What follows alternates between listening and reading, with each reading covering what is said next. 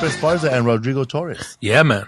What's up, fool? Chilling, dog. How was that show on St. Patrick's Day? It was good, dog. Fucking, motherfuckers came out, dog. Were they packed? It was about almost 200 people, dog. So it was cool. For, Thursday night. Make some money. Hell yeah, dog. Made some money. Everybody got paid. Everybody got paid. Kept the show business 100. I see what's his name showed up, Mr. Green. Yeah, fool fucking, he's a fan, dog, for the podcast, dog. He showed up, but it looks just like that fool the night before, dog. Faded, bro. Dude, he got mad faded after, too, dog. How many your uncle showed up, right? Yeah, like I haven't seen him in a month. He from LA? He's from Zacatecas originally, came over here when he was like 5. All right, but he had a good time? Yeah, dude, they had a good time. They never seen stand-up comedy live before, dog. How about your brother? He went? Hell no. Fuck him. He didn't want to go. At home hating, How dog. many fools out there showed up with sad faces, bro? Oh, fool. Chepo showed up. Nah, fool. He should have showed up, bro. I would have put his ass up, dog, if he would have showed up. They don't know how to show to the right gigs, huh? That's what I'm saying, fool, because I was thinking about that, fool. Dude, if this motherfucker comes up, I'll fucking throw his ass up, dog. Was PK in that show? Yeah, fucking PK came out with a little suit and shit. Chris cool. Torino? Yeah, bro. I'm going to just leave after the show, bro. I gotta get back to my lady. Yeah, bro. Can't leave her alone, bro. The dog, too, bro. You just can't leave her alone, bro. Hell yeah, dog. But it was cool, fool. How about you, dog? How was Ybor City, dog? I was in Ybor City, bro. Oh, Damn, man. I got you some cigars. Oh, hell yeah, fool. I left them in the refrigerator. Yeah, man. I went to this place called, the place where you got the cigars, but I went to a different place called La Faraona. La Faraona? It was right next to King Corona. Right there where they're rolling up the fucking cigars right there? There's a guy playing the car. He calls himself El Chapo de Ybor. There was a lady there who looks exactly like my sister with curly hair. And she took photos. She took selfies. They asked for my phone number. I figured they ain't going to call, so I gave them my phone number and hooked them up with tickets. And they called? Yes, a guy named Herman. He's the one that hooked it up because he works there rolling up cigars at Ybor City, fool.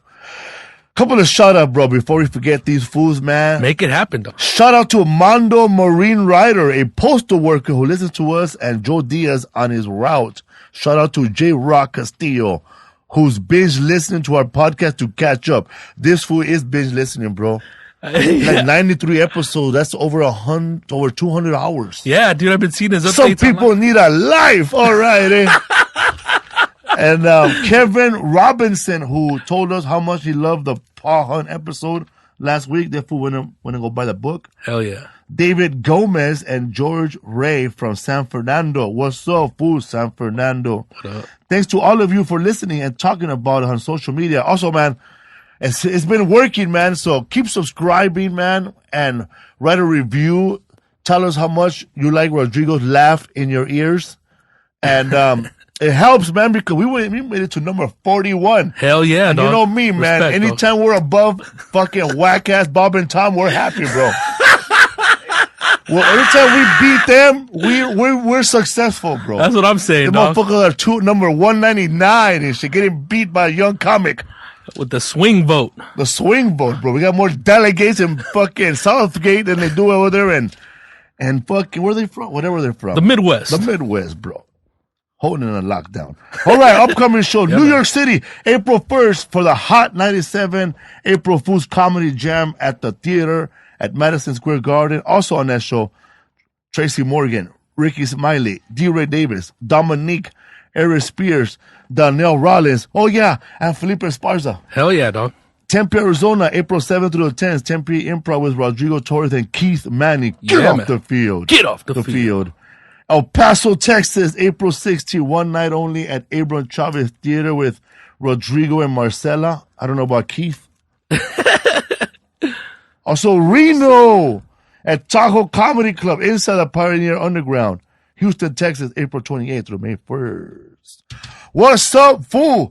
We want to just get started, man. We have a lot of things to cover. We're just going to make shit up. But I'm going to give you the long intro. Go for it. Our next comedian, bro. Hell yeah, dog. I saw this fool. The first time I seen him was on TV, and I thought he was already a star. And the second time I saw him was live, fool, live. Where at? At the Brea Improv, the original Brea Improv.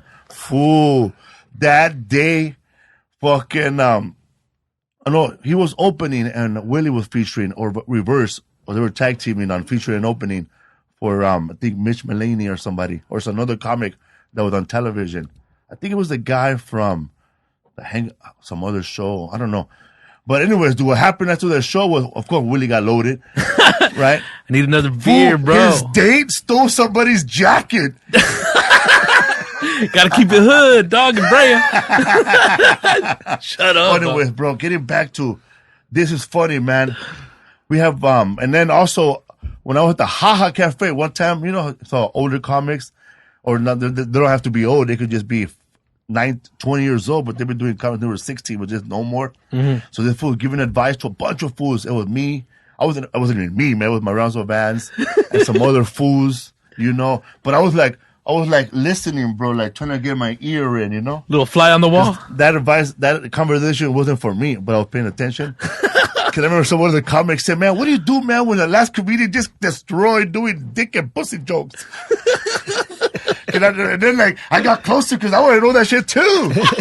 Because I thought that, you know, I gotta do dick jokes and pussy jokes to, you know, the same. Follow that shit, right? So my comedy was like trying to be funny, trying to be clean, and trying to follow dick jokes all the time. So this fool said that put yourself in the mindset of the audience, you know. Just because the last guy did dick jokes, you know, they don't think, the audience doesn't know that the whole show's going to be dick jokes. Mm-hmm. You know, so you got to just get the same energy as the last guy did, you know, whether, you know, you have to be a little louder or just do it over, right? So, man, I tried that shit. That shit didn't work. Dick. I was like, wild coyotes, dog. It's a whole nother animal. This fool went from stuttering to talking, somebody said. Because I was like studying a lot, right? So then I saw this fool, American History X. Oh, he was the most positive person in that movie. Because you know that movie was all fucked up, right? Oh yeah, the jail, dog. He's the one that he was like therapy, bro.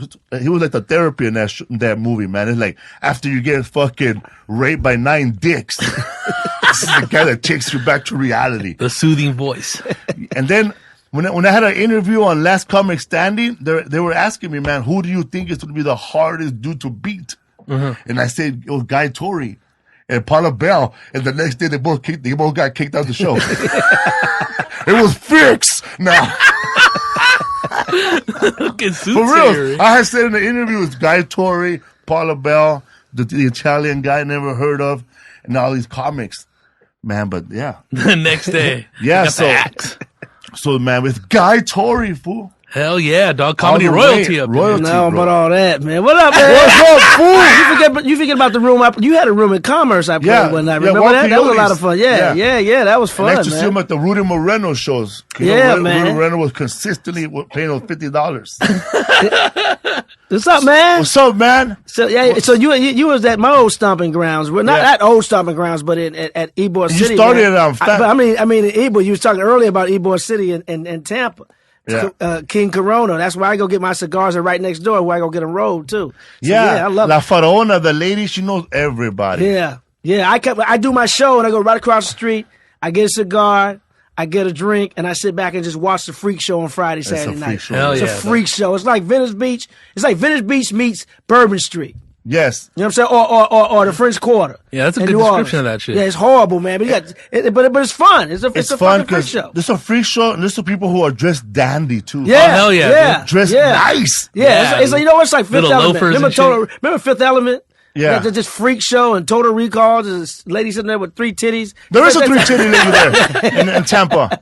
The fake 3-titty lady is in Tampa. She was supposed to come to the show the last time. She was supposed to come, but she didn't go. Oh, for that waitress asked for you, bro. One of her titties fell asleep, so she couldn't come. They all got to be out. It was wah. She had 3 titties, one had an inverted nipple. How fucked up is that? It was what blinking. Up, Pimpin'? What up, man? Good, man. Man. So I did This Is Not Happening on Comedy Central. I don't know if you've done that show. Ari Shafir. There last night? Last night, bro. And Al Madrigal was on, right? And You Al guys did Madrigal's story, he said names, bro. He didn't hold back. He didn't hold back. Some people just say, man, this comedian, we have a problem Right. with. Al Madrigal said, I'm going to try to imitate him. There's a show, that all comedians look forward to, man, is Montreal. And Right. you get to go there, man. So I was there, man. And, keep in mind, there ain't that many Latinos there, first of all. Brothers either, but go ahead. Yeah, man. And if We all in that Donald Trump boat. And yeah, man, Donald Trump been running Montreal Comedy Festival for years. And every time he has us, we're on an ethnic show. Yeah, and then the dirty show. Yeah, and then we stopped doing the ethnic show. They started putting Italians and Greeks in it. For real, the last ethnic show they had, it was the only ethnic person there was Bert Kreischer. Oh, because he's been to Russia. An Eastern European. Yeah, it was Bert Kreischer. It was Sebastian Monacaso. that was about and Angelos Sorokas. Damn. And the only ethnic was Alonzo Bowden, and he was hosting. Damn. well, Alonzo, we will. we all seen him. That's my dude. We don't know if we the black community. Oh, if that's a representative. We're still waiting for all the delegates to come in. Yeah. Ain't no Cornell West. Yeah, man. There's a couple of people that didn't get a chance to vote. Ain't no Kanye West. That's my man, though. Of course, I love Alonzo, man. But yeah, he's in that Byron Allen book. Brian Gumble. It's a lot funnier, a lot bigger too. With my ass. They wear suits. It's a positive, brother. Positive. He's one of the few brothers with a season Kings hockey ticket. It's like he got a season ticket to the Kings, man. Why? Exactly. I'm like, brothers don't do hockey. We already skating on thin ice. Fuck that. Listen, young brother, I'm just trying to cross over. Yeah, he's been that guy that's crossed over a long time ago, man. But yeah, he got his motorcycle. He goes to his Kings games and Clipper games. I think he's a Clipper season ticket holder too. I think I'm not sure, but yeah, man, he got the leather. And he's working. He's good. That's my man. But he's in that Ben Carson boat. I started with Alonzo Borden at the Natural Fudge Cafe. How long ago was that, man? Man, that was 94, 95, 96. Really? Yeah, I started a little before. I started in 92, so wasn't that long before that. You started where? New York or I started here in L.A. Man, I moved to L.A. to get into to finish my marketing degree to go to school. And I saw Def Comedy Jam, man, and was like, whoa, I'm funnier than some of these niggas. So, I was Royal Watkins. But anyway, ain't holding back, dog. I was like, man, he on TV? I got kicked out of class for this shit. He watch you goes, man, Doodoo Brown? Doodoo Brown? Doodoo is actually funny, but I saw Royale. You know a dude you see like I can take him. I know, man. You see a dude, you size him up like if you can throw hands like I saw Royale was like I can take him.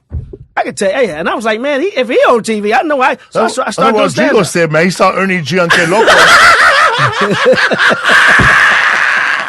I can do that. Yeah, bro. I mean, you've also made comedy supposed to look like it's hard. You know what I'm saying? It looked easy, but when they start doing it, it's supposed to be like, oh, damn, this isn't as easy as I thought. But man, I mean, yeah, some cats, that's what inspired me. Def Comedy Jam was my, the key to starting my engine, man. Was your brother already doing comedy before? Yeah, he was already doing comedy. He was very successful. He was already on Def Jam like once or twice before I had done stand-up. Well, because I always thought you were a comedian first. No, he did. He's older. He came in and like the year he hosted, hell no. He said, hell no. My mama pussy ain't that big.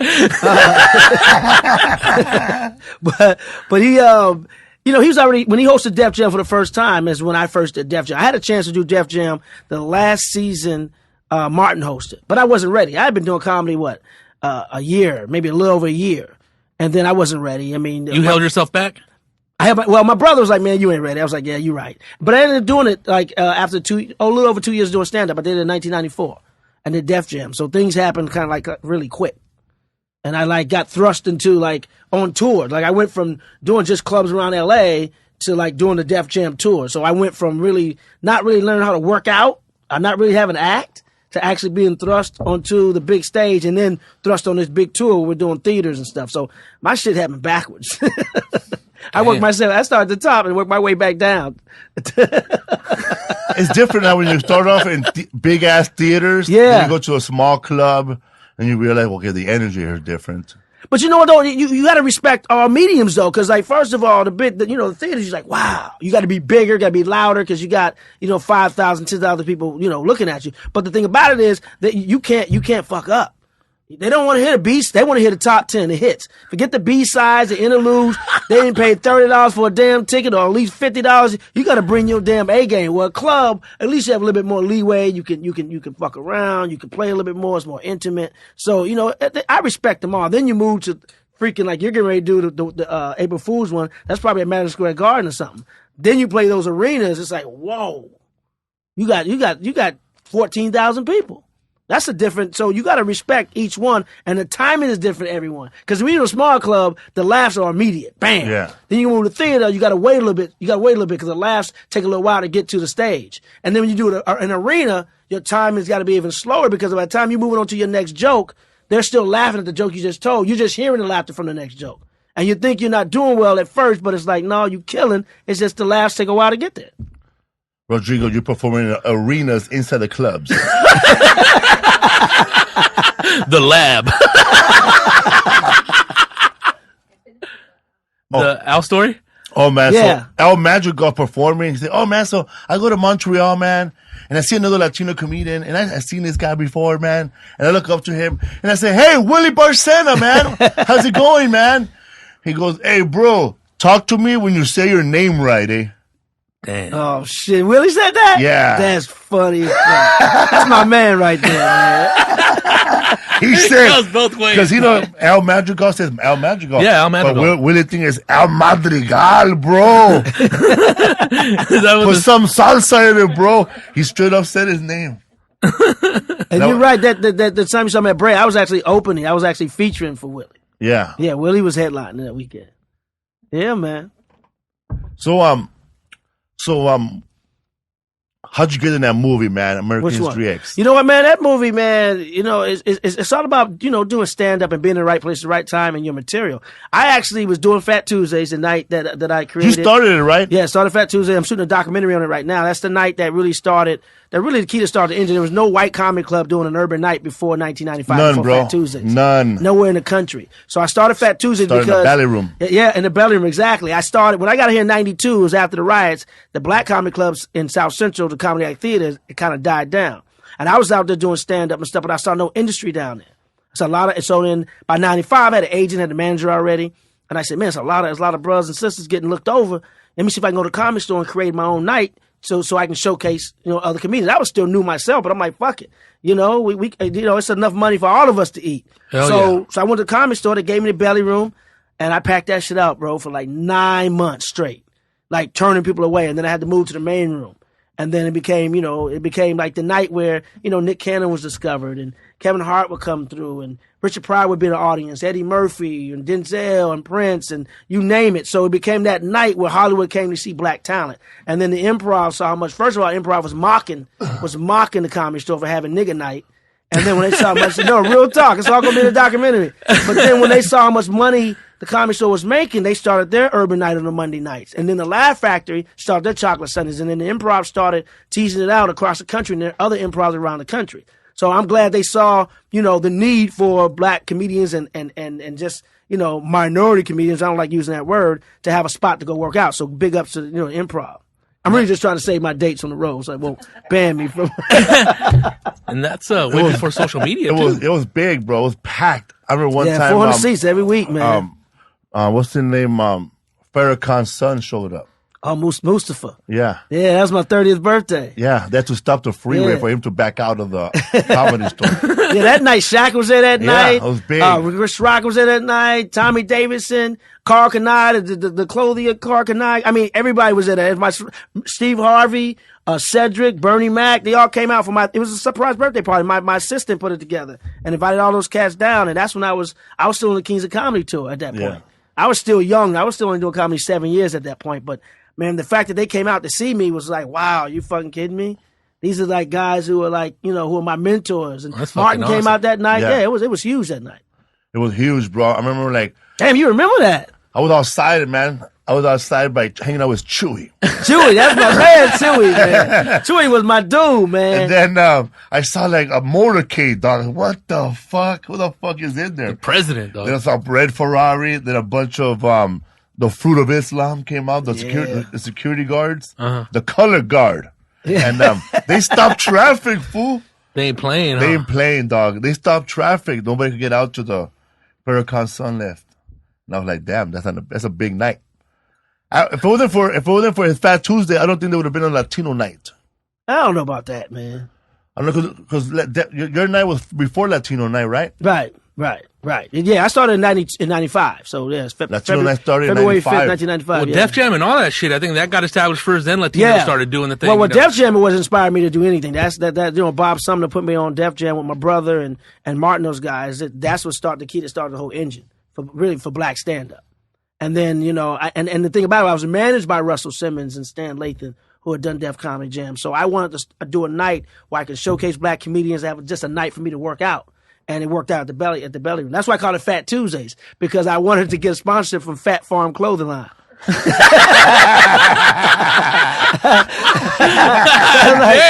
they call it Fat Tuesdays. That's that marketing angle. Exactly. PHAT, Fat Tuesdays, man, because they was my manager. So I was like, why not? Why not do that?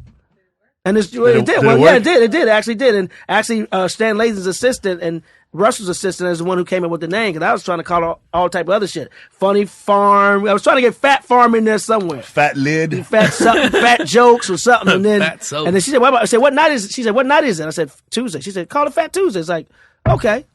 All right. It takes a woman. Women are smarter than us any damn way. So it took a woman to figure that shit out.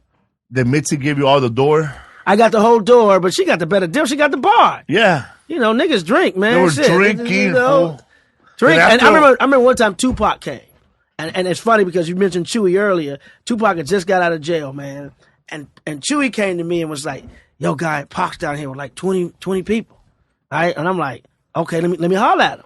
And Chewy, I'd never seen Chewy kind of like scared, but he had a little look on his face. So Pac was like, yo, man, nigga just got out. I want to laugh. And I was like, okay, I got you and this big salad bowl head dude.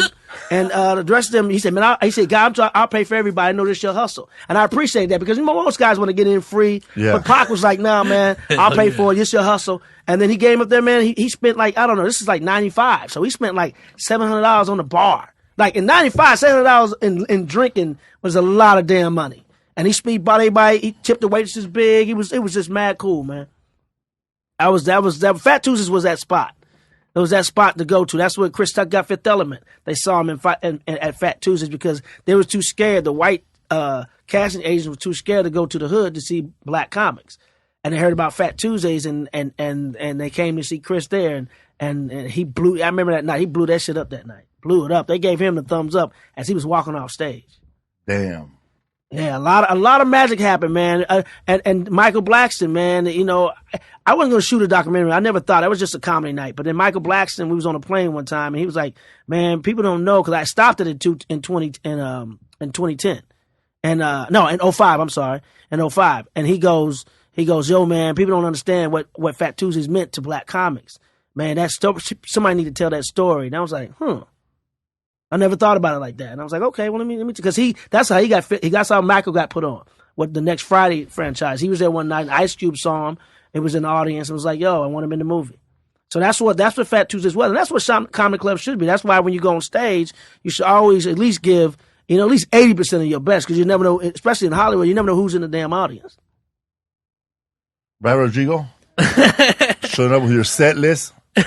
and same thing with American History X. They actually came down to see. This is the whole thing about American History X. I was at the Aspen Comedy Festival, and I had a manager at the time who was smart, who said, "Man, you're gonna be so hot up at the comedy festival.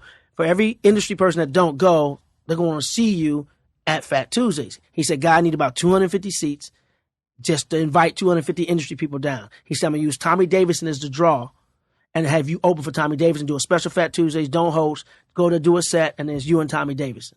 Well, my boy at the time, we were hanging tight with Dan and Green, was a comedian. Yeah, and I was trying to, I was like, hey, man, it's going to be a lot of eyes in there, man. Yo, I'm going to have you go up. I'm going to convince my manager to have you do like 7 minutes, man. Go up there and blaze that shit so they can see you, so he can sneak you in there. I said, I can't go up cold. I had my boy warm up. So they let him warm up. And then I went on, and then Tommy Davidson went on. And they actually came down to see Tommy Davidson for American History X. Damn. They came to see him. And then I ended up just doing a set about how stupid racism is no matter what your ethnicity. And they thought my material was better for the role. Plus, I'm sure I was cheaper than Tommy Davidson, so let's keep it 100 at the same time. But that role was pivotal, man. And Ed Weinberger was in it that night. The creator of Taxi, Mary Tyler Moore, Cosby Show, the whole nine. He had just created a show called Sparks and Sparks with Terrence Howard, Kim Whitley, Arif Kinchin, Miguel Nunez, and James Avery from The Fresh Prince. So then when he saw me at Fat Tuesdays, man. He had another sitcom called Good News he had created, like the Amen, but a younger version of Amen, and he ended up writing the role for me in that sitcom for me. So it's been, when you're on stage, man, it's always good to blaze that bitch. We didn't get shit off Latino Night. Not a goddamn scout. You got pulled over. Latino Night, all we got fucking whack ass promoters. That flew us all to Tucson for $150. Oh, damn. Round trip. Boy, I remember those days. Bugsies. This fool, dog.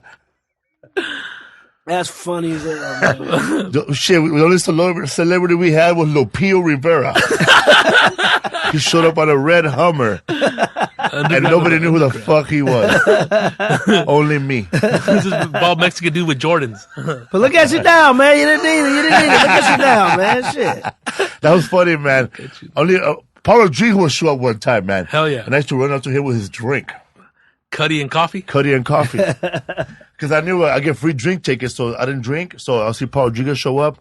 So I was just waiting for him. Then I give the Filipino guy my drink ticket. And he goes, well, Paul, what do you want, man? Whatever he wants. What? Oh, we had George Lopez. Oh. What's up, fool? Sorry, somebody hitting a bowl. Yeah, something. Lazy. What's up, fool? Hello from the other side. Hello. All right. Oh, Joe Lopez was supposed to call in and promote his show with him and Mariano Vans. Oh, that's my man, George Lopez, man. And Keatrick or Cetrick, whatever his name is. George, man, I remember opening for George Lopez in Sacramento, man, in like the mid-90s, man. And when I say he was like a technician, like I learned so much from that weekend, man. He had every joke written down, had notes by it, and I never and that's when I started. I used to just scribble notes down. But when I saw George Lopez do that, man, I was like, wow, this cat is, and like to me, and I said it to him, he's like, to me, it was like the Latino Richard Pryor.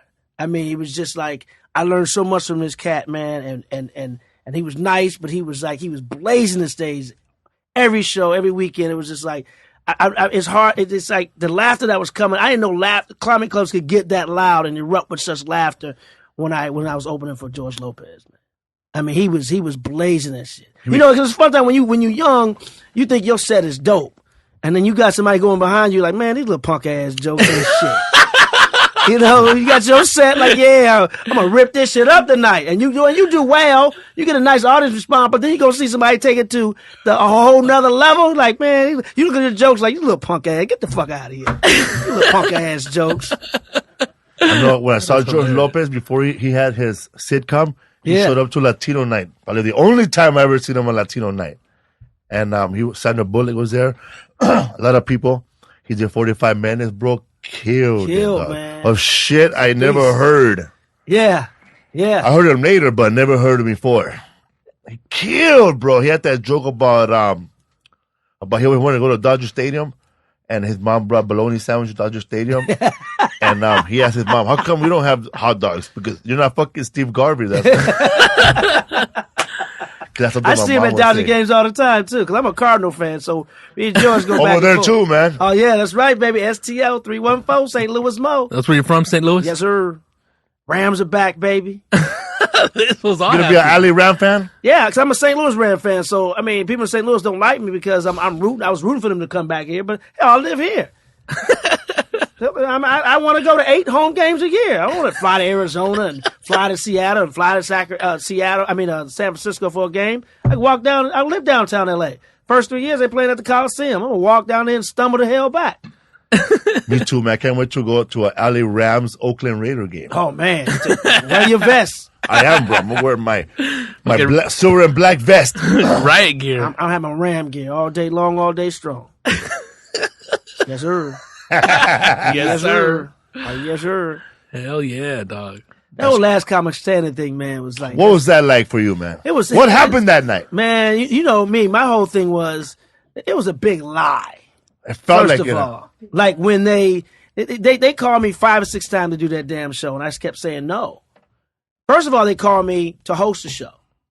Like they said, "Oh, Last Comic Standing is interested in you hosting the show." I said, "What happened to Bill Bellamy?" They said they're going in a different direction. I said, "Okay, cool." Then I didn't hear shit for like 6 months.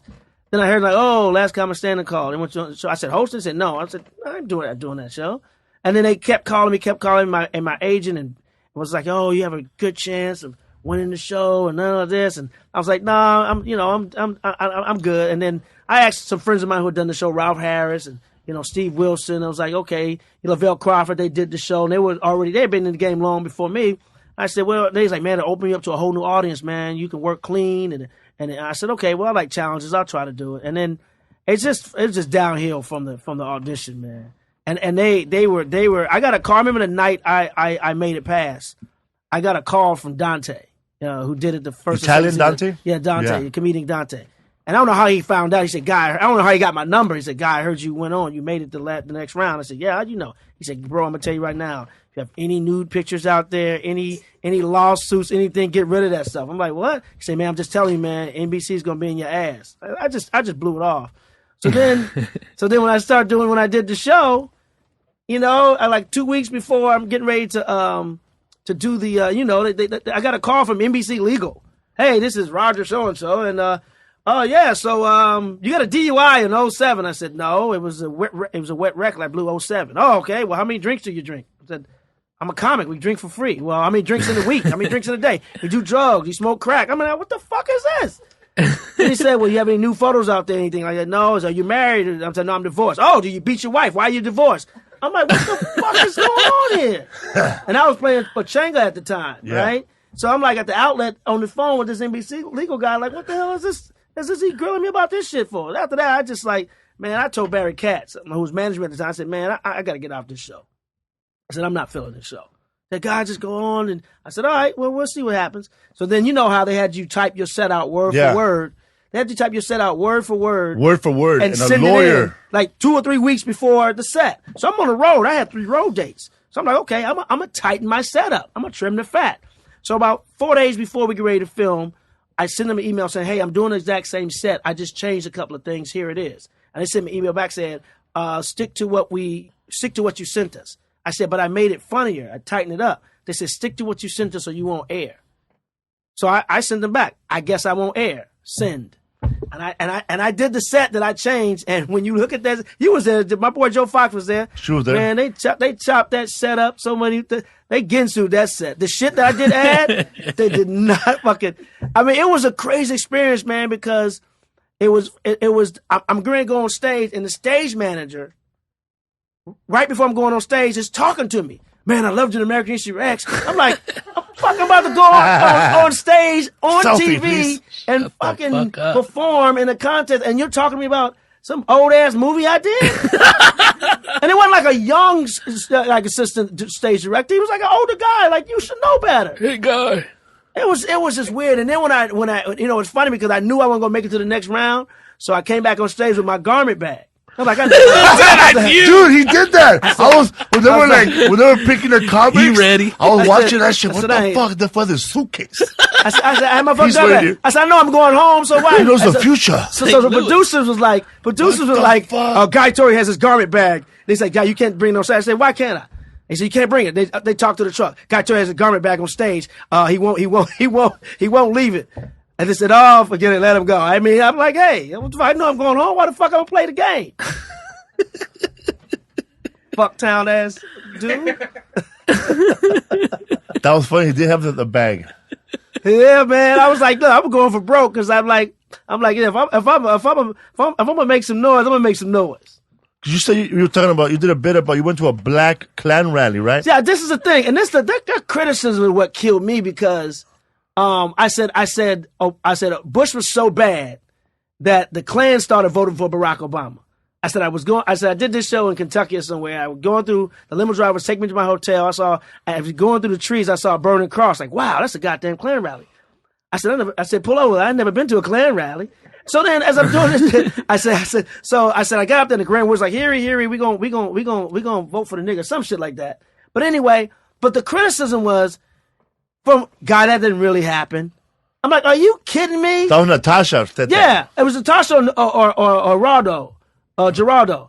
And I'm like, are you kidding me? I mean, of course it didn't really happen. We embellished with comedy. You think a monkey stuck his dick in Rich Pryor's ear for real? I mean, is this your criticism? No, neither one of you motherfuckers can follow me on stage. So, it's fucking... But one thing that you said was real, and I know I heard Natasha. I could tell, bro, because, comic to comic. Hell yeah. He said, "You don't even play the rooms I play." Yeah.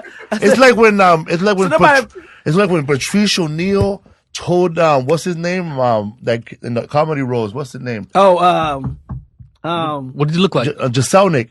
Anthony Jeselnik. Yeah, he said, "In my world, you're an open mic." Yeah. And people they didn't laugh, but if you're a comic, it hurts, bro. Oh, yeah. You know what that is. I don't give a fuck who you are. You could be Dane Cook or whoever. But see, there's certain worlds that you're afraid to walk into. Yeah. Not like Mexicans and black community. They walk in everywhere because we want to work everywhere. It's a lead in your ass. Hey, but you know what? We are so, our comedy is so real because the shit we have to deal with, in this country. I mean, comedy is truth and pain. And we do comedy because we have dark places on the inside of us. And that comedy brings light to those dark places. So when we bring that drama and that pain to the stage, that's where the real shit comes out. We're not fucking privileged or have a sense of entitlement. We fucking bring our comedy from the struggle that we got to come through from our neighborhoods, from being in this Donald Trump ass fucking country. Hell yeah, dog. I know, and that's what it is. Whole Donald Trump shit, man, is because they hate Barack because he's black and he's the leader of this country, and it's old ass white men. I see how they look at me when I'm sitting in first class and they going back to coach. I see they look at me like, "What the fuck are you doing here? Eating free, bitch." But it's funny, like, and not like the people who are following Trump. And like, how did we get this Those far? are groupies, man. Those are not fucking supporters. Those are groupies. They're paid too, huh? It's like black people with Michael Jackson. We know Michael probably fucked them little boy, but in our eyes, he is innocent. Goddamn it, he will still be Michael Jackson fan. We know he probably did some wrong shit. OJ, we know OJ did some wrong shit, but you know what? We love him, and hey, we gonna support him. Trump supporters. They know Trump going to be a terrible president, and the shit he's saying is whack. But you know what? They sticking by their guy. They sticking by their guy. So, I ain't mad at him. He'll never fucking win. Mexican, we don't stick by our guy. Hell no. Remember Richard Ramirez? We beat his ass, bro. Call him Messias shit. We stay. He ain't Mexican. If you're Mexican, you fucked up. You're on your own, bro. Shit, man. He's bringing shame to our family. That when we see like police brutality to Mexicans, well, you know what, man? I obey the rules, bro. I break the law all the time. People tell me to sit down. I sit down cross-legged. Obedient. I'm very obedient. I've been hit before by my parents. Hard. Hit. I've been big. We got whippings with shovels. My dad was military, so they used to have this little, little issue military shovel with had a pick on one side. The one that goes in your backpack. Yeah. My dad used to whip us with that, man. Damn. Had to bend over like we was getting initiated into a fraternity or some shit, man. And he make us wet our drawers first. Like you go wet the drawers, put the drawers back on, right, and then whip us. Fucking hazy. Yeah, absolutely. That's why I walk with a limp now, goddamn. My friend would always say shit like that. What happened, bro? My dad got whipped. Then when the fool would talk bragging about, he didn't get really whipped. Did your dad wet the belt? Yeah. Were you wearing shorts? Yeah. Wet the belt is rough, huh? That's the shit, man. Wet the belt and wet your shorts, man. Damn. And I used to got to work. I used to wet the bed till I was 13. So I got, yeah. Pee-pee boy. Yeah, I was already wet. Slip and slide ass whipping. What do you think? Why do kids wet the bed, bro? My little brother used to wet the bed all the time, and then my mom, she figured if I just hit him more, he'll stop, but he never stopped. No, probably some sensor that you have in your body. You know what's funny is that I stopped wetting the bed when I started jacking off. Real talk. And it's funny because I didn't discover that until I was on stage one day. I used to do a joke about wetting the bed, and I used to joke about the first time I ever jacked off. And I was on stage one day, I had the epiphany, and I never did the jokes in the same set before. And this particular night, I ended up doing the jokes in the same set, and I was like, wait a minute. There's a correlation. I started wetting the bed at 13, started jacking off at 13. I was like, wow, I guess I found a better use for my dick. I never wet the bed. I never wet the bed either. Only when I started drinking and doing drugs, I used to wet the bed. As an adult. Yeah. All the faculties just go. Probably some little switch. I remember just peeing on myself and waking up and just pretending like I didn't pee on myself and continue to party. Fuck it. I didn't give a fuck, eh? At least, because see, when you're like that fucked up, you're like, well, at least I didn't shit on myself. I did that before. Damn. I shit on myself before twice. As an adult? I did, man. As an adult. I was doing, I was doing the movie Pearl Harbor, right? So, in Pearl Harbor. Pearl Harbor? Yeah. You were in the cannon, huh? Yeah, I was a little black ball in the cannon. This motherfucker, I was the fucking soot. Me and Cuba Good was the only brothers really in that motherfucker. Well, if you count Cuba as, anyway. I'm not white. I'm not black. I'm OJ. The people versus Cuba. Hey man, that's a good series. But you been watching that shit? Yeah, hell yeah. Man. What do you think about OJ now? Hey man, OJ's innocent. Sticking by my man OJ. But here's this. I was doing Pearl Harbor, man, and there's a scene in Pearl Harbor where the bomb hits the boat and you see the sailors underwater swimming with the American flag and all that shit, right? So they gave us had to go scuba training. So we had to go do scuba gear. We all had sessions to go do our own private scuba training to swim underwater like that. Well, I had drank the night before a lot. And the next morning, you're just supposed to swim on an empty stomach. So I ate some, I was running late and I was on the Warner Brothers lot in the valley. And it had a swimming pool out there. So this guy was coming by selling muffins on the fucking lot. So I ate a bran muffin, had nothing in my stomach. I ate a bran muffin and had the scuba gear. If you ever put on a scuba suit, it zips up in the back, right? So I was drinking, so I had hangover shit trying to come out. I ate the bran muffin.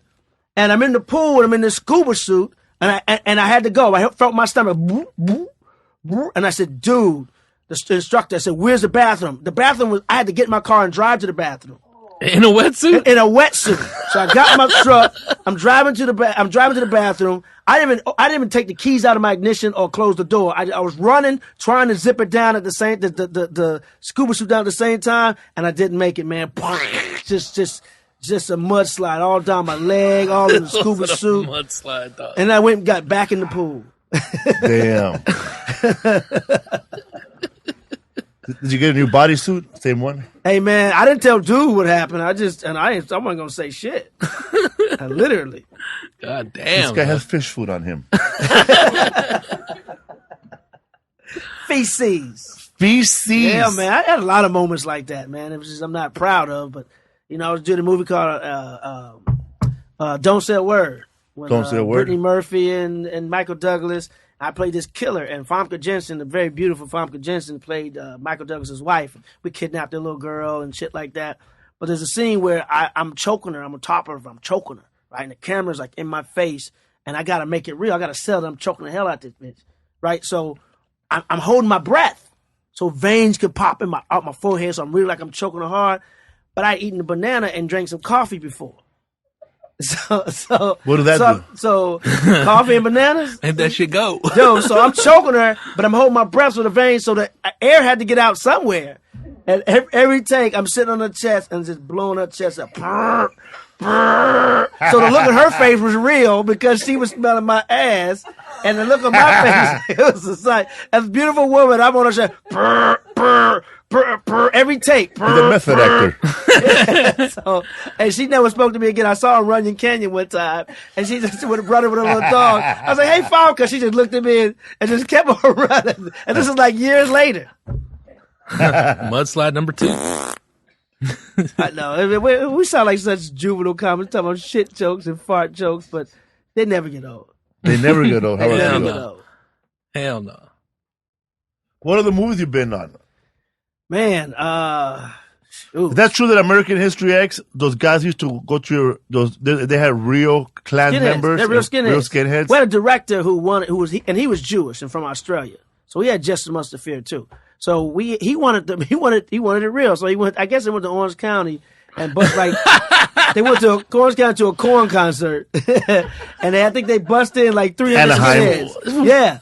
And they busted like 300 skinheads because he wanted the real look, man. And I'm telling you, they couldn't wait to say nigga. That was the only line. They was warming up, nigga, nigga, nigga, nigga, nigga. They couldn't wait to say. They wanted to rehearse. I'm like, are you fucking kidding me? Yeah, water. I want to say it right. Gotta get that G. Gotta get that G in there. Then overdose. But yeah, man, we had a set full of nothing but skinheads a lot of days, man. And of course, you have to eat by yourself so they could be in character, huh? And man, Ed Norton was in character the whole time, man. Phenomenal actor, man. But I was trying to really figure out if he was in character or not, because he was, we didn't really fuck around with each other during the whole shoot. So the fool stood in character the whole time, through the whole set? Pretty much, man. Sounds like an annoying motherfucker. Hell of an actor, though. I'll give him that, man. You walk up to him, man. He goes, man, you know where the bathroom is? Yes, over there, motherfucker. No, yeah, right. With the little Hitler. You're pointing with the Hitler sign, man. Where the bathroom is? Over there, man. With the Donald Trump sign. That's the Donald Trump sign now. He got people praising my ass. Yeah, hell. Have Donald you seen Trump, American History X? Yeah, I've seen it. Let me tell you, man. When you start watching it, man, I guess they made it the movies look like he's making sense in a way, huh? With all his racist stuff he's saying. Because there's a couple of scenes when you want to agree with him, but then, nah, it's racist. Right. Well, when it starts off with the whole thing about the riots, right? His dad was a fireman and shit, and then they killed him or some shit, and that's when we... And when they're talking about those Mexicans, too. Oh, yeah. Because some of the stuff he was saying, man, like, my dad says the same things about Salvadorian people, though. Is he racist? Or is it a class thing? They let me ad-lib a lot in that movie, man. And the director let me ad-lib a lot, man. We would go over his... It's funny. The laundry room. We would go over his house and write scenes. Like, we somehow we got on the word nigga. I don't know how we got on the word nigga. And I said, you know what? I'm supposed to be one and don't know what the definition of one is. So he said, Guy, we have some consultants in Orange County. From South Africa. Some skinheads. No, some skinheads consultants. So he got on one phone, I got on the other phone. They didn't know I was on the phone. He said, hey, this is Tony K from the movie Two Brothers. It was called Two Brothers at first. It wasn't American History X. Said, hey, what's your definition of a nigga? He had that Australian accent. What's your definition of a nigga? And the guy goes, hold on a minute. And he goes, I'm like, so I'm writing notes like, he had to go look it up in the skinhead dictionary. So he comes back and like, well, it's someone who's lazy, worthless, and should go back where they belong. I'm like, well, damn, there's more niggas in the United States than I thought. A lot of us ain't from here in the first damn place. So then he goes, well, do you think all black people are niggas? He said, no, only some of them. I'm like, well, he only hate niggas on the weekend. So I came up with this scene. If anybody's seen the movie, it's a scene where we're folding sheets and I take the sheet and make a Klan hood out of it. That scene was totally like ad-libbed and written, not even really in the script. The makeup sex scene, all that stuff, they let me just ad-lib. And the whole Laker scene, because I'm a big time Laker fan my whole life before I moved to LA. And Ned Norton is a Boston Celtic fan. So we were just basically like, look, turn the camera on, let's just go. Let's just speak from the fucking heart. And that's the shit that made the movie. Cool. Hell yeah, that's badass. Yeah. That's great filmmaking like that. When you get a director who trusts you and they let you go, same thing with the movie Life. First day on the set, Eddie Murphy told the director, it was Bernie Mac, it was Miguel Nunez, you had Martin Lawrence, you had myself, you had Anthony Anderson, and he told the director first day, let them go. I trust them. Let them ad-lib as much as they want to. And usually you get an actor who is kind of like insecure. They want to hold you back. Rob Schneider. But anyway, they want to hold you back and not let you shine. But Eddie Murphy, day one, was like, man, yo, let's have fun. You can't do it, bro. You can't do it, bro. So it is what it is, man. I have no filter, man. I give a fuck. I'll drop names. So what? So what's going on with Cat Williams, bro? You saw that fight? Man, you know what, man? I've been that fucked up. Dude. When I go to for real, man, when you're on coke, when you party hard, you get to that level where you're in the hood all of a sudden, but now there's cameras. Because that happened to me a lot of times when I would go from a comedy show, hanging out at the after party with these motherfuckers, and then some of the motherfuckers leave, so I'm hanging out with a new motherfucker who wasn't even at the fucking show, and now we're in the fucking hood, dog. Right. And now I'm like... daytime. And then like... and then I'm talking, and then there's some fools laughing over here, but you're already all fucked up. Right. So you gotta go like this, man. What the fuck you guys laughing at? And that's how the fight started. See, with Cat, man, what people don't know is Cat's a genius. Like, literally. You put him on your show. He started at your show. Well, he started, he was coming up through that show. I mean, he was already making a name for himself. But Cat IQ is 160. He's on that Mensa level, like the Howard Hughes. He's that type of genius. I'm not just saying that because he's literally a genius. But when you're that intelligent and you smoke the wacky tobacco, the ooh-wee, you can't, they don't mix well. So you do crazy shit. So like when you're that intelligent, you smoke weed, you get dumber. Me, I'm dumb as hell. I smoke weed, I get smarter. You know what I'm saying? It works the opposite. And Cat is literally a genius. And like when you smoke like that, you can't be that intelligent. So like he's getting, I'm defending him because that's my dude. Right. But I'm like a Trump supporter. It's getting harder and harder to defend. But my boy. I don't think he's on weed though. I don't think that shit's weed, though. That's weed, man. That's my story. That ain't the weed face. On D. Militant's book we read, we have they laced the weed. He said that those women were rolling his joint. Probably a little bit of like I know it's wacky tobacco. Yeah, a little something, a little special sauce. But he's a genius, man. I mean, I ain't gonna lie, I know, but come on, Cat. That's my dude, but. Dude, it's gonna be hard to defend you in a minute. Dude, it was funny, man. Like when after he was sitting down. Right? I ain't gonna lie, After he was sitting down. Cat got some hands, man. When he was sitting down, after they broke up the fight, they would say, "Man, we're the same size, man." He might be young, but we're the same size. You see how dark he was. Hey, man. It's funny, man. He was hanging out with 8th graders, bro. Look at chaperone. When you beat up the chaperone, dog. He was hanging out with Lee Lonnie, bro, and Ray Sean. But people think Cat's always been eccentric like that, though. I remember before he got put on, man. Cat he always had that pimp persona. Like he had a stretch not Escalade, Explorer with coach lights. Like before he was like that's when he was still cat. He was still cat in the hat back then. With a trench but he coat. pulled up the Fat Tuesdays, and he had a stretch Explorer. I didn't know they stretch Explorers. Man, a stretch Explorer with coach lights, a bunch of women with him, and he always had that, that perm. He always had that look. So it's not like he started making it in the chains. Cat's the same person. Same dude. Huh? Yeah. I mean, but he always had a problem. That's why he kept a hat on, because he had bad hair days someday. That fool said, I've been arrested 38 times. Never been to jail once. 38 months. Yeah. Haven't been to the court once. Yeah, once. He knows what he's doing, man. I'm like, But it's a good way to promote the tour, though. Exactly. That's what I said. That's what it is, exactly. dog. The same thing Donald Trump does. He just puts it out there, and then he knows he's gonna get $1 million worth of free press. He's feeding people. Yeah, and you know what? He's the number one topic. He was the number one thing trending last night, and there was a fucking debate last night. Hell yeah! And not only Think about that. That's genius. There's debate and Brussels. And Brussels. Give me high five on that. And Brussels. Shit. And he beat out. Let me tell you, man, there was more. Out of Terrence and not one pray for Cat. Yeah.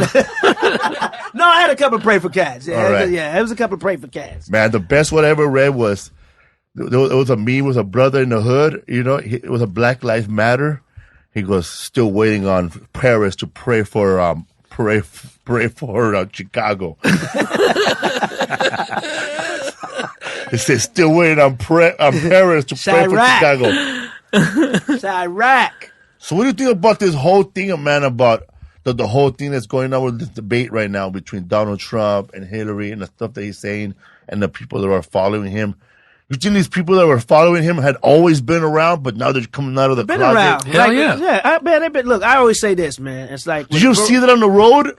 Or you just see it because, man, it's always there. I saw it when I had a lady throw water in my face in Toledo, Ohio, because I was doing some Romney jokes. It was right after Romney lost. Shut up, dog. The Penguins. And she took, she was pissed, man. There's a lot of, pissed off people because we got a black president. And they want to say that he ain't did anything. What the hell you mean he ain't doing anything? Unemployment is down, it's 4.9%. What do you mean the economy's bad? 9 years ago, I used to go fill my SUV up. Cost me $150. Last week, $55 damn dollars. 55. Who gonna tell me that we ain't better off right now? 9 years ago, I used to have to go window shop at Whole Foods. I can fucking actually buy some Whole Foods and take the shit home the same day. I don't have to put it on layaway any damn more. Me too, bro. No more samples for me. Yeah. I'm buying the whole thing. Economy, I mean, this whole thing is just, it's just mad ass old white men. They're old and mad, huh? Yeah, got the tail end of those old motherfuckers still alive. But here's the thing, though. They're mad because they say there's no jobs. There are jobs. It's just what companies have done. They're starting to hire women now, women in those jobs. So they got smart and are hiring women in those positions. But the fucked up thing is that they're hiring women and putting those women in those positions, but they're saving money because, unfortunately, they're not paying the women the same as the males in that same position. So they're doing a service and a disservice at the same time. Two things at once. Yeah. So I mean, they're not telling you that side of, we're hiring more women. Yeah, but look at what you're paying the women and paying the men for the same position. So it's corporate America. I kind of agree with getting corporate America out of politics. I think that is part of the problem. Because the reason why a lot of our foods are fucked up is because the politicians are passing some of these laws. And these corporations are putting this bad shit in the foods, but because they're lobbyists and they pay these politicians to like overlook some of the bad shit that we have in our foods. So I'm all for getting corporations out of politics. I'm all for that. How they're gonna run if nobody could give them no money though? I know. You Well, see Kasich has got it. It's funding his own campaign. Trump is funding his own campaign, so they say. So I mean, and Bernie Sanders. Yeah, Bernie Sanders is probably the one that's doing it like all by himself, grassroots. Well, style. Trump. See, what people don't realize, if Trump gets a nomination, he gets that money back. The money he's spending, he ain't telling that part. He gets that money back. Now, Bernie's just shit out of luck, unless hopefully Hillary makes him as a vice. I like to see Bernie old ass as a vice. They say he got the young vote because he looked like a fucking Muppet. He's like one of the old Muppets. That's why he got the young fucking vote. I'd like to see Bernie Sanders in the new Back to the Future movie. Because he looks like that guy. He does look like... he looks like that guy in every movie like that's about to save the world. Christopher Lloyd, yeah. Bernie Sanders looks like that guy in every movie that's about to save the world if they only listen! If they only listen! That's that. Oh shit, my papers fell. They're out of order. Like that guy, man, that's coming in. The world's gonna end, man! Just believe me, bro!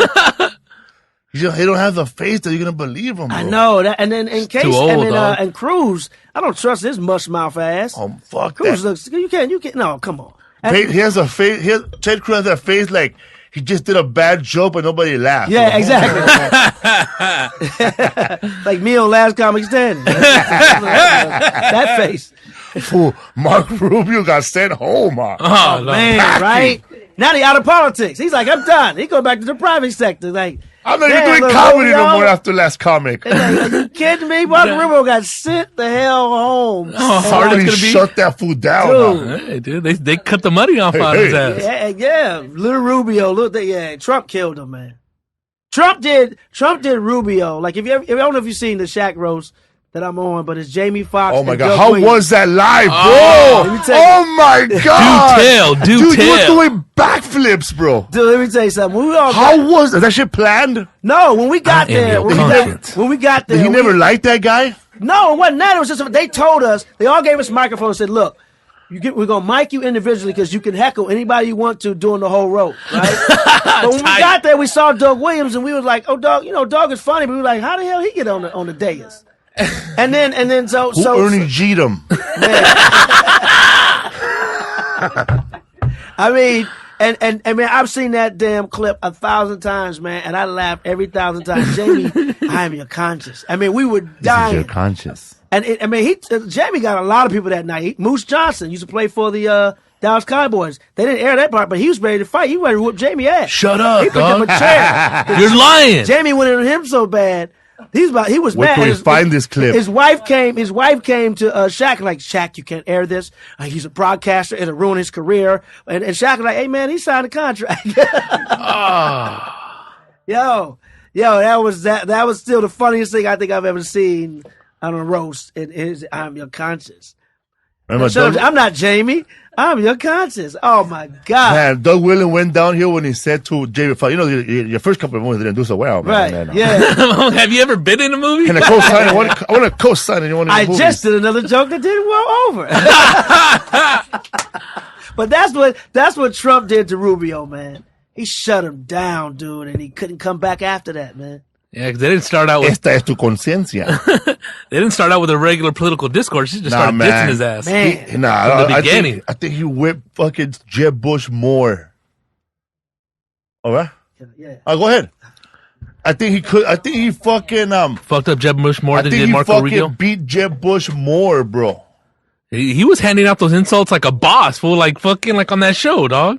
He told them motherfuckers how he felt, dog. He didn't give a fuck about a rich dude. It was like a dude that's been watching fools get roasted all his life, and he's been writing down good jokes. I'm gonna say this for this motherfucker. If we ever see Ted Cruz again, if I ever see Jeb Bush, I got something for this motherfucker. Okay, man, I'm gonna just hold on to that one.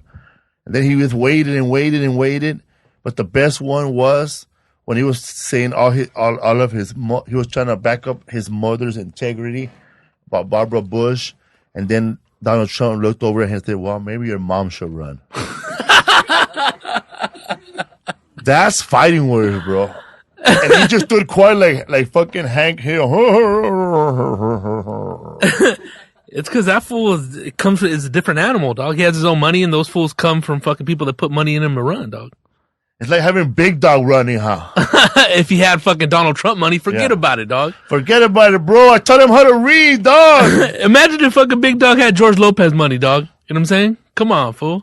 Everybody watched the Lopez show on TV Land. March 30th, March 30th. I already saw it.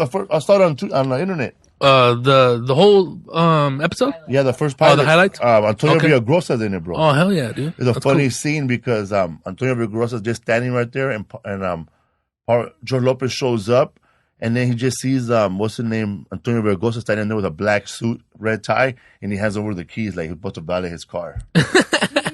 And then Antonio goes, "Chale." Oh, he's tight. Good. Antonio's a good actor, bro. He can play a Syrian rebel. They look like Karzai and shit. Morelzo Vance is in the show. And that other big fool too, no? Cetric. Syncretic, whatever he is. We're back, people. Our first bathroom break on the podcast. Ever, huh? Dude, I drink a gallon of water a day, man. I'm running like, man. And zip that bad. So how do you stay so young, man? You look the same. Hey, man, it's called nipple juice. So we had Scrunch over here last week. You got the smooth version of Scruncho. Yeah, was he gone? Did he tear anything up? No, man. Nah, he was cool, dog. He dropped a lot of money, though. Scruncho, man, I remember when he first started, man, Scruncho had his headshot was him with no shirt on, like a black Chippendale, like the Chitlin. That's right. That's right. His headshot was him looking up. And I was like, dog, if you really want to be taking serious, I said, if you want to be taking serious, man, you gotta lose this fucking headshot. For real, man. I was like, yeah, dog. For real, man. I remember this comic. He came up to me and Gabriel Iglesias. He goes, "Hey, Gabriel, man, I got I made up a little reel. You think you could show it to Nickelodeon?" And right? When Gabriel was on all that in his young comic, right. And he was in a couple of things, dog. And man, it was like it was a good reel for acting. Like if they were casting Sons of Anarchy or The Wire or something like that. Because he's shot or is shooting someone in every scene. In one scene, he take his shirt off, he's about to get on top of some white chick, about rape her. And then another scene, he was getting stabbed. No, some other brother. Oh, and that was actually all surveillance footage. Yeah. It was all black and white. That was with the little time code at the bottom. And that's his damn. That's hilarious, bro. He called it acting. I'm using that real now. Shit. So you got dates you coming up? I got dates. I'm in Denver this weekend, man. Denver Improv, man. In what city? Denver, Colorado, man. Yeah. That's funny. We done the Denver Improv. I hate when they send me to a place where they say, "Yeah, you're here at the Chicago Improv, but you're like an hour away from Chicago." Yeah, Schaumburg. Yeah. No, this is Schaumburg. this is in Northfield, but it's Denver Improv. Then I'm in St. Louis Funny Bone coming up the second week in April, man. So great show. And San Jose coming up next month too. San Jose Improv. You're everywhere I go. Yeah, man. I hear about you, man. I hear the stories. It's always good stories though, because you hear the stories of good comics and bad comics, but it's always good stories. All right, man. It's always good stories. I ain't gonna front. There's some motherfuckers out there though that don't have good stories. I know, man. The report comes in, comics who don't tip, comics who late. I trip on them that like when I show up, like I give every night that I see a waitress, I give her a tip, $10 a night, whatever I have, or if it's 2 shows, 20. But she goes, thank you. And then she goes, she's thanking me, hugging me. And I'm thinking, wow, some comics who don't fucking tip, dude. I can't believe that still to this day. People with money. Yeah. Trust me, with a hell of a lot of money. and they'll have a green room tab of like, $500, $600, $700 or more and won't leave a dime. All week. Wait staff. And then cuss them out. It's crazy. That was your tip. Yeah, cuss them out and treat them like crap. I'm like, damn, man, this shit got 3 babies at home, man. How's Tommy T's? I like Tommy T's, man. Tommy, huh? Yeah, I love Tommy T's, man. So it's only one comedy club that I really had a problem with. The Punchline Sacramento. No, I love San Francisco. Sacramento. No, this is in Seattle, man. They never had me back, man. I mean, the manager didn't see eye to eye, and I've never had any run-in for any manager. What you gonna get people from Guam? Talking about is he from Guam? I don't know. I think he's from something else. Oh, you're talking about that club? The Parlor or whatever. They never had me. I was in the I had a great Seattle. time there though, but the manager didn't like me. The Parlor bar, bro. Huh? They closed the one in Seattle. Now they have the one. The Parlor? Yeah, they just have the Bellevue one. Seattle closed. Really? Yeah, Seattle closed. The one that's in that mall or whatever? No, there's 2 of them. The one that the ones that upstairs. Right. That one's open. That's Parlor Bar in Bellevue. But they have another one in Seattle where I was at and it was closed now. Oh, that's the one that's closed. Then my God, I'll never play any of them again. Then. Dude didn't like me at all, man. I know they have me in that big ass pool table. With that Yeah. Sometimes, man, like you get surprised, like you get there and everything's taken care of. Okay, this is gonna be a good club, nice room. But then you get to the club and man, motherfuckers are idiots. Yeah. I stopped going to the Denver Improv because the manager's there. He didn't want to give me a ride to the store after the show. What club He was ain't this? there no more. There was what's his name? Mike? Jones, something like that. He was a manager from KC. It's one of those dudes I know who you're talking about. used to be a stand-up and then became a manager. Yeah, no, he was always cool with me. To my Jason. Because you're black, bro. That's why. That bald dude? You're closer to. Yeah, he's in I think Richmond now. Yeah, he was managing somewhere, and then he calls me. He was trying to tell us, I got a date, guys. I have a date, and I said, you sure you have a date, motherfucker? Don't be lying. Don't lie, bro. You like men. The whole week he was telling us about chicks and stuff just to, I guess, get him off the gay tip or something. Yeah. But we finally. I never got that from him. No, we got it right away, bro. Wow. We got it right away.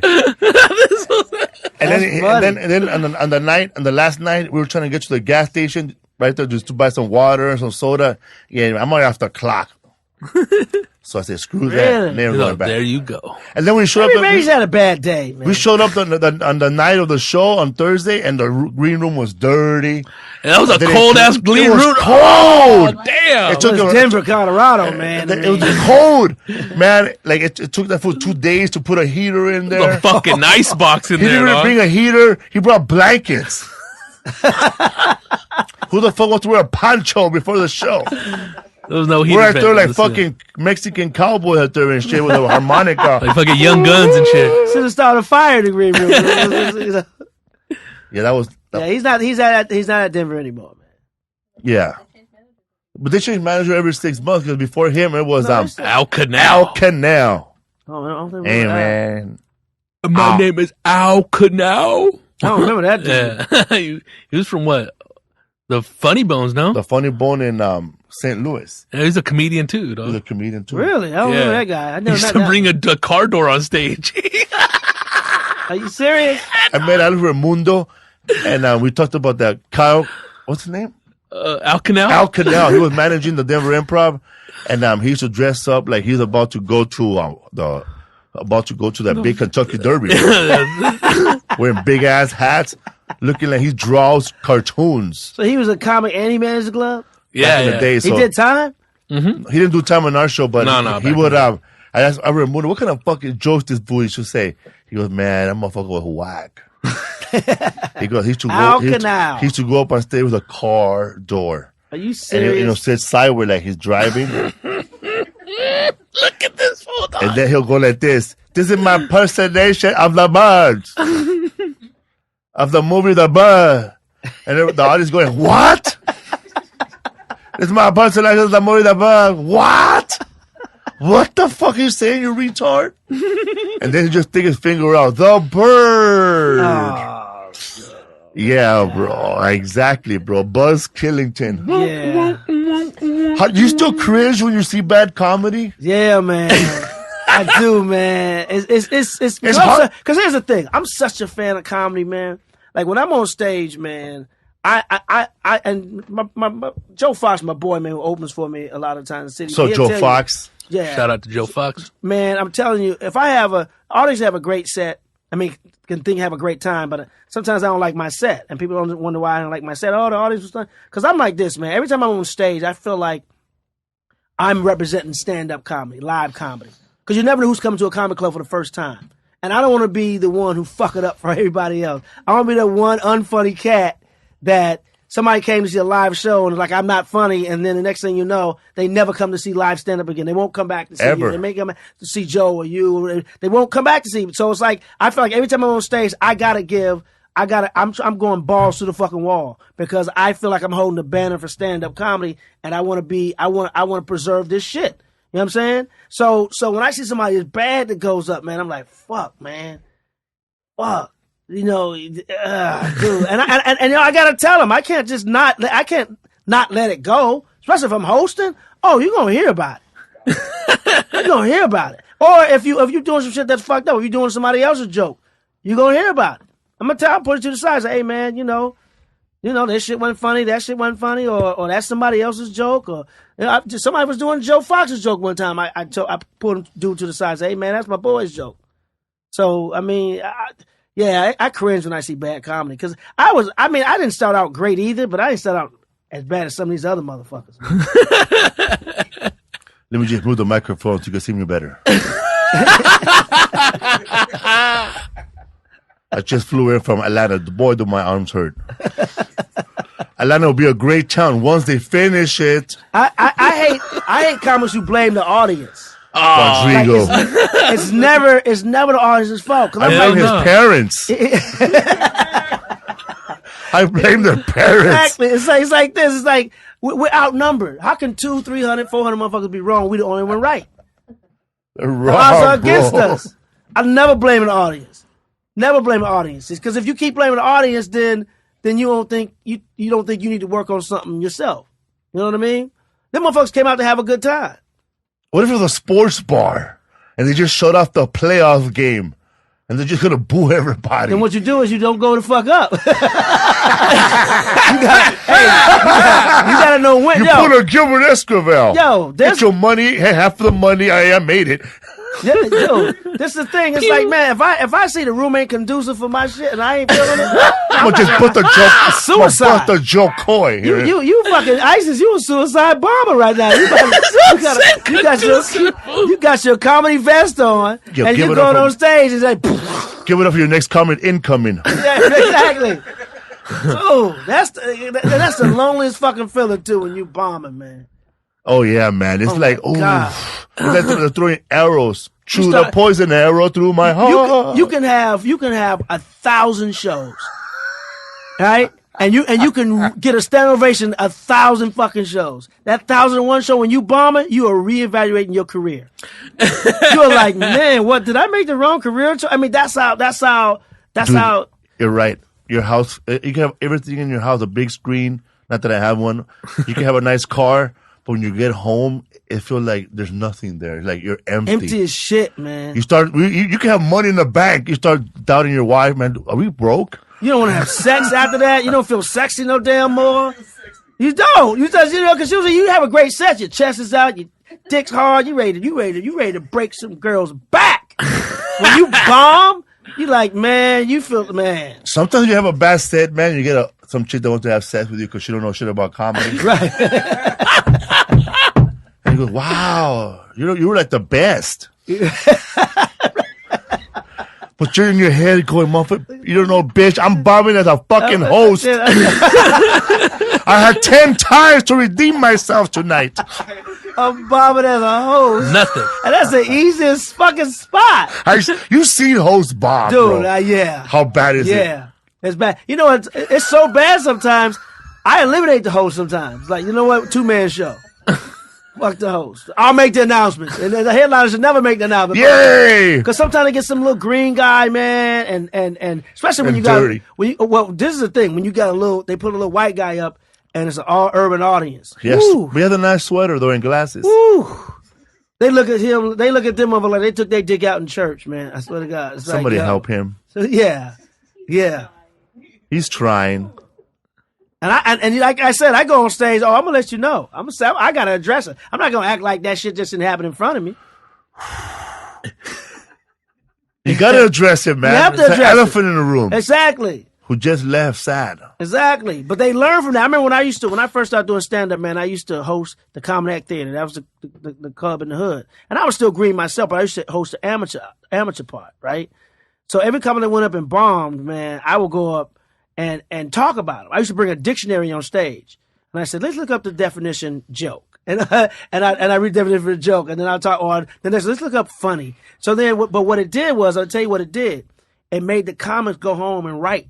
Because they come back next week wanting to not bomb again. They said, man, I'm ready this week. You ain't going to talk about me this week. So I was doing it actually on purpose so they can make these fools go home and write. And not just get on stage for a free fucking drink.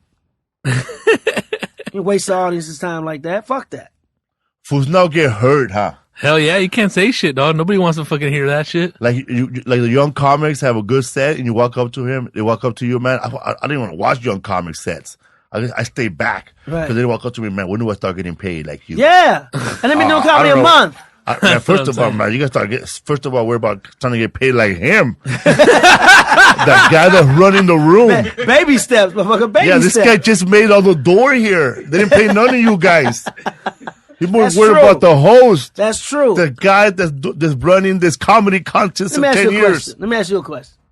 Both of y'all a question. How you feel about the internet, the Instagram and the Twitter sensation, the comics who have the followers, but then now they're headlining rooms and things like that?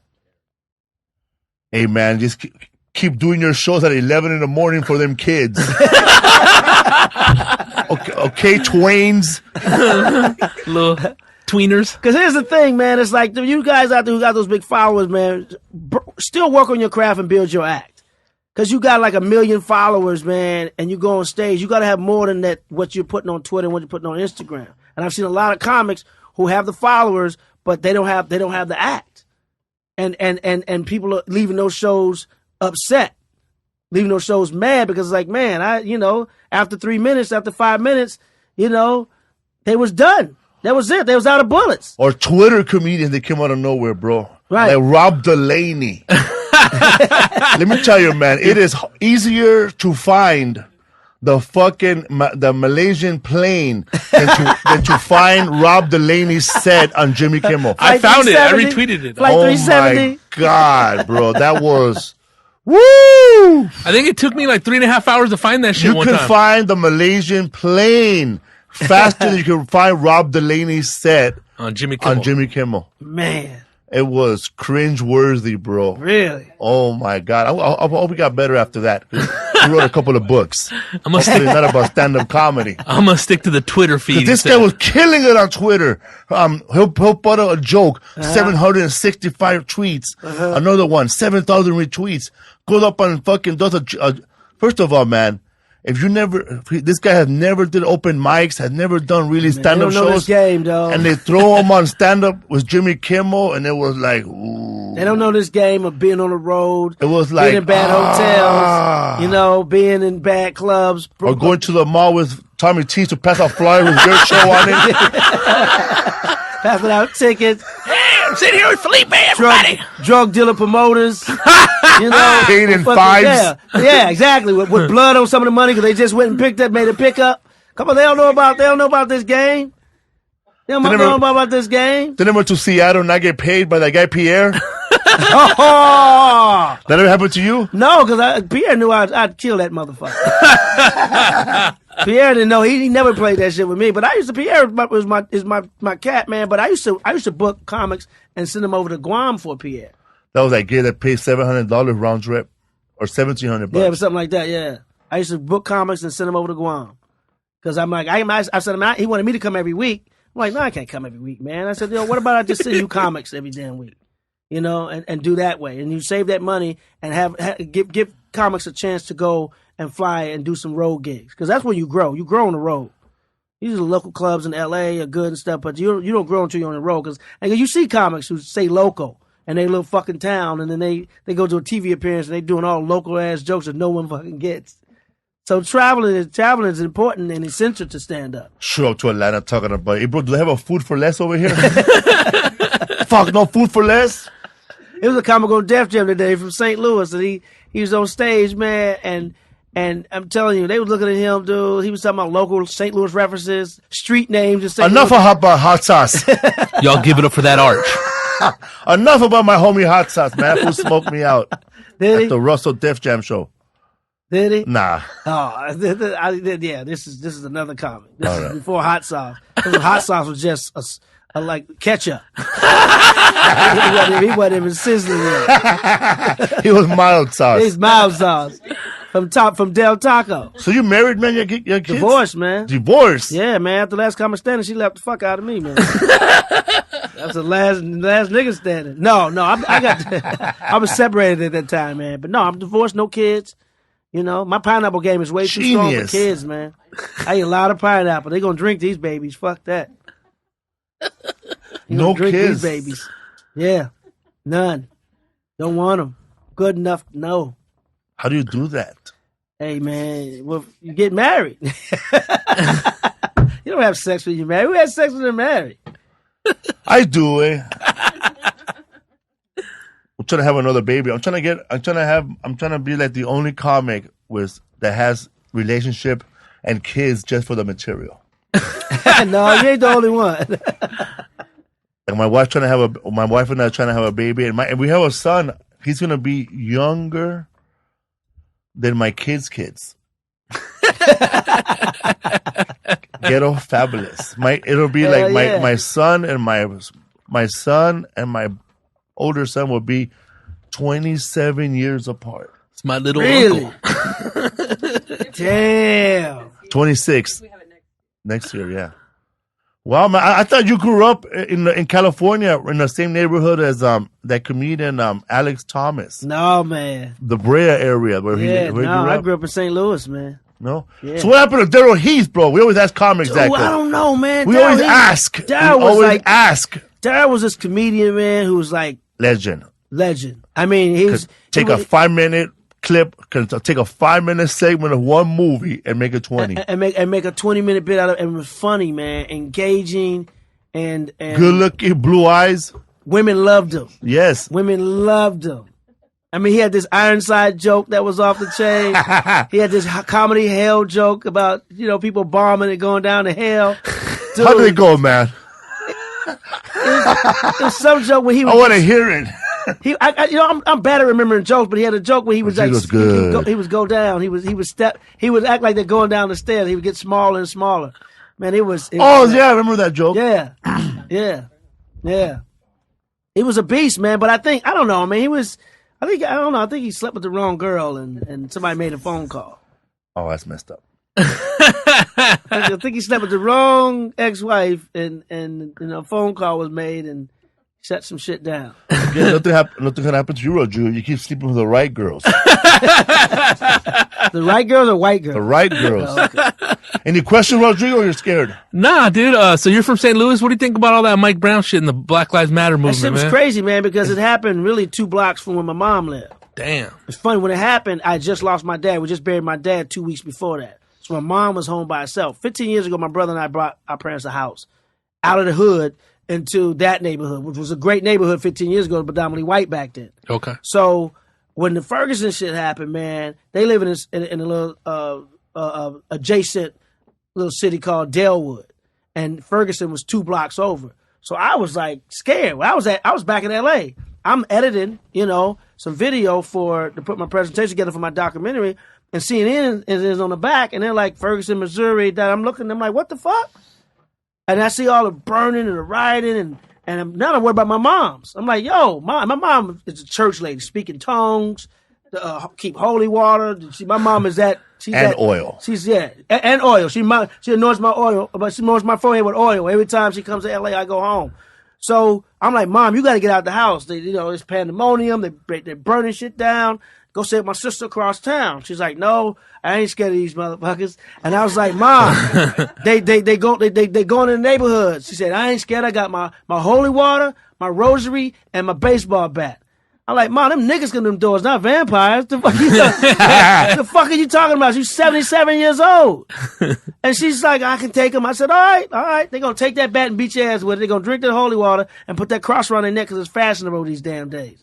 So I was fucked up over it because that area of Ferguson has always been like that. When I was growing up in St. Louis, I had a little shorty, a little chick that stayed over there, right? And whenever I would drive over there, the cops would pull me over for no reason. That's why I had to make sure I wasn't driving dirty, because they always pulled me over. And after a while, I said, look, you got to come fuck me, because I ain't coming over no more. I'm tired of getting pulled the fuck over just to come get a piece of ass.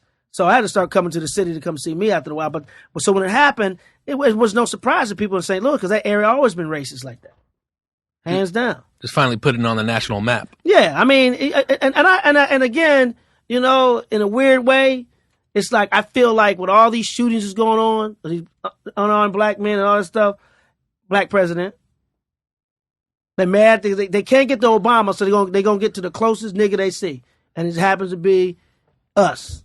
I hope they have a Mexican president. It's going to take a long time. No, it won't. We're going to have a woman president this year, and then, next in line, hey, why not? Ted Cruz? Nah, fuck Cruz, man. I think we're going to have to go back to a white dude, because these white people are going to go crazy, dog. Mayor Villagrosa. I want to see him be president. The people who are putting all the money are still white, though, man. Oh, of course, dude. Koch brothers. The Koch brothers. The fucking mad corporate fucking money on both sides, dude. Yeah. And that old-ass cotton money that's still around. Yeah. And we're about to make Cuba our 51st state in 2025. Hey, man, I'm so glad they lifted that shit. Have you seen the Cuban women that's going to be coming over legally now? Are you kidding man, me? I don't have to go that far, bro. You go to Bang Bros. Dude. Real famous. 8th Street Latinas. He knows what's up, bro. He goes on the road. He spends time alone. calling the...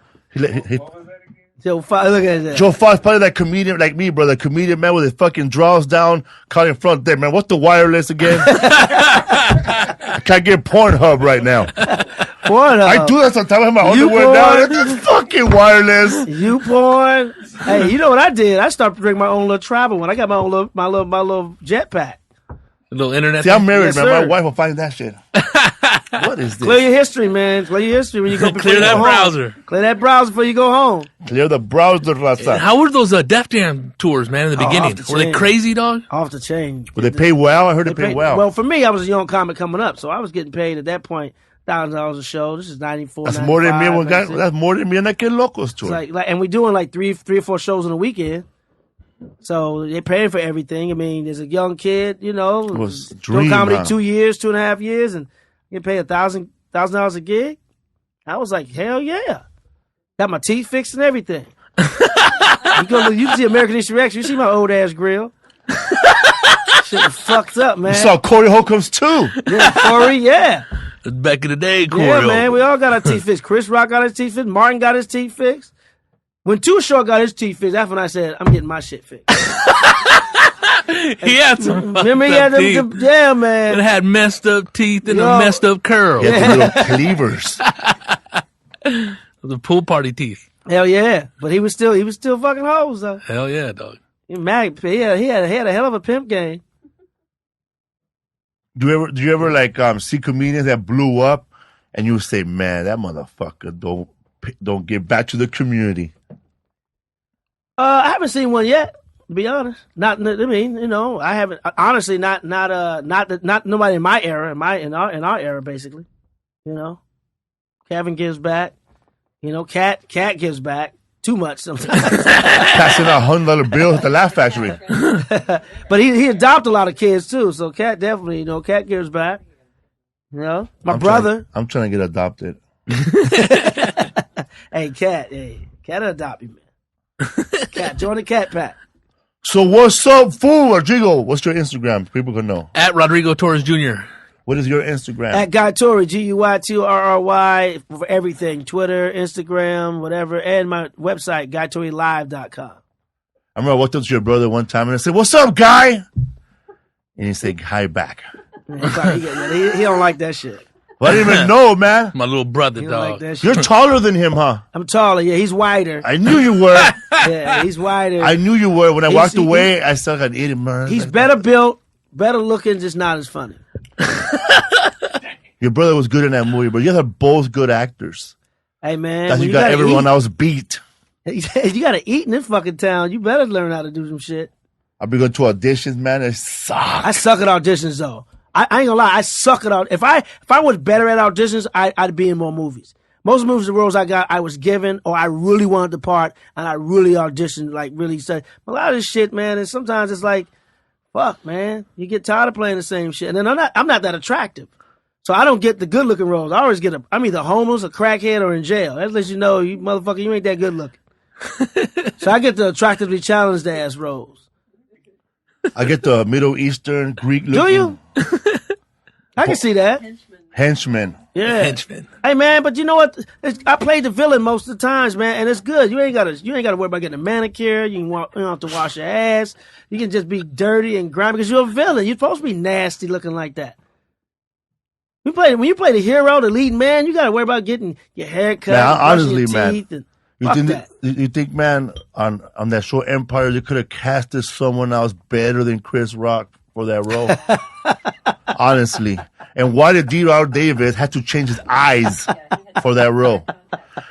D.R. Davis has blue eyes for that role. He had brown eyes. Can we have two brothers with blue eyes? The Terrence say, I want to know what went down. Hey man, you can't be having blue eyes like me, man. You can't, hey man, no, D-Ray can't be on the show. He got two light-skinned brother with blue eyes, man. Better put some sunglasses on, man. That's Terrence Howard and Crash. Hey man, Terrence Howard in a Pepsi commercial. Hey man, you got to drink this Pepsi, man. Terrence Howard and Empire. Hey man, you got to. Terrence Howard, Iron Man. Hey Iron Man. Hey, yeah. That's why he went to the second one. Hey man, you're gonna have to quit doing that. Hey man. Hey man, Ray man. Hey man, Ray man. Hey man, I'm coming, man. Hey man, hey man. Empire, yeah. I love Chris. That's what he on my Comedy Mount Rushmore, man. But that Empire was pretty. Yeah. It was not. You a lot of uglier motherfucker that could have played that role. Me, shit, my ugly ass could have been. I could have used that check. Chris don't need that check. I know. I always feel like that. Like even in the old days when I read an article when Jay Leno had a Pepsi commercial, Doritos commercial, and the other comedian, the one that passed away, that everybody considered him like a comedy god, Bill Hicks. Bill Hicks. Bill Hicks said like he needs the money. Hey, he ain't spending none of his Tonight Show money, man. I think he's spending it now, man. I don't know, man. He got another. Don't he have another show? Yeah, he's got another show. Guys with cars? Yeah, some shit like that, right? I think you could save a lot of money, man, if you just wear denim for the rest of your life. That little fucking Western wear down, huh? No shirt underneath. And then you get to eat well at the Comedy Magic Club. Yeah, they're gonna feed free. you. So you have to spend money on good food because they're gonna feed the hell out you out there. That's funny. What as a shit. denim shirt cost? Your dad has one, huh? He doesn't wear shit like that, dog. But with mom shorts during the day. The Obama pants and Obama person. Well, seriously, Obama nobody wants to see Jay Leno in a tank top. But it has the same body as Wayne Newton. That's like seeing Precious in a thong. You don't want to see that shit. Hell no. Hell no. Hey man, Wait, hey man, we got Felipe Esparza. Hey man. What's going on? Yeah, man. Hey man. What's up, fool? Guy Torry in the house on the What's Up, Fool podcast. Hell yeah. You got any more dates you want to mention? People can watch you today. Hey, This will man. be on Friday. yeah, this will be on Friday. Well, if you're in Denver this weekend, come out to the Improv. You're in St. Louis a couple of weeks from now, the 7th through the 10th. I'm there. I'm in San Jose 2 weeks after that, in April. Just check out my website. You man. smoke weed? I can't, man. All right. Only when I'm having sex. Okay, man. When I'm having sex. I can't do it unless All I'm right. having sex. Anyway, man. San whatever- Jose, check it out. Check out Guy Torry. Birdman, you live in San Jose. Tell everybody that Guy Torry showing up. Take him to eat some tortillas, please. Oh yeah. My friend, so go to the show, Birdman, check him out. Get whatever they want for him, bro. Yeah. Anything he needs, get it for him. Come on, Bay Area, yay area. And back down. Yeah, Back man, because that. they don't do radio no more in San Jose Improv, I guess. They do no kind of press. You got to shake everybody's hand at the end of every show. Last time I was there, man, I was there the same night Kevin Hart was there, man. Kevin Hart was a block away. Damn. That my show, the rest of the shows were great, but the show that night, it's like what? Give it up, loud Like crowd. what? Give it up, loud crowd. Yeah, I can see if he was like an hour away, half hour away. He was literally like a block away. I was like, fuck. On a Thursday night too. Damn. I was like, fuck, Kev. The only thing that could ruin my night like that would be if Cinco de Mayo was right outside the door. What's up, fool? Thank you for being on our podcast, Hey man. man, thanks for Hell having yeah, me, man. dog. Always fun, man. Rodrigo, anything? If I can plug the show on Ice House Stage 2, April 15th, 8:15 Tax p.m. day, damn it. Hell yeah. Oh, our 100th episode show will Oh, be wow. at the Ice House April 20 at 8 o'clock. April 20. Lineup coming soon. Oh Tickets shit. are on sale now. April 20, the 100th episode, live at the Ice House. April 20, 8 o'clock. Rodrigo and I will be hosting, Yeah, wearing our suits, our Yeah, jump man. suits. Hey, Dun, I heard Denver just got a blizzard. damn. Are you kidding me? That happened to me a couple of weeks ago. I was in Baltimore and got snowed in. Magoobies. This is so crazy. No, I was at the Baltimore Comedy Factory, and they put you up in this beautiful hotel. I mean, beautiful hotel, big ass jacuzzi in the room, the whole nine. I did the show Thursday night, right? Friday, I get up early, go do press. Did all the fucking press. They canceled the show. They shut the city down. Nobody could go anywhere. Got snowed in the hotel for 4 days. Beautiful, big, beautiful hotel. I'm snowed in. There was not one pretty bitch staying in the hotel that I could bang and put in my tub. And then they had the workers come. The workers came and stayed in the hotel. Well, none of them bitches fuck them. I'm like, I'm in this beautiful hotel, sitting in the bar getting drunk, going back looking at YouPorn in my hotel room every night. Netflix and chill. Man, it was Pornhub and chill. on nudeafrica.com or wife lovers or I gotta check that one out, dog. Hey, Look for the one let me tell you something. These are the good days because when I first started doing comedy, you had to buy it on your TV. But then the cool thing about it was you got 5 minutes to preview before they charge you. So you had to I had a system. I had one of them like NBA shot clocks on the TV counting down, and so I had the lotion. And I had to get that thing off. I was like, okay, 5, Fucking 4, candle. 3, 1. So, because you didn't want to get charged for that shit. Now we got the internet. We good, man. Thank you. Yeah, man. Porn, man. Hit those Bang Bro trailers. Before Rodrigo would just be jerking off, calling the front desk. Hey, what are you doing? What are you doing? Give me a wake up call. What time? 8 o'clock. 8 o'clock. 8 o'clock. What's up, fool?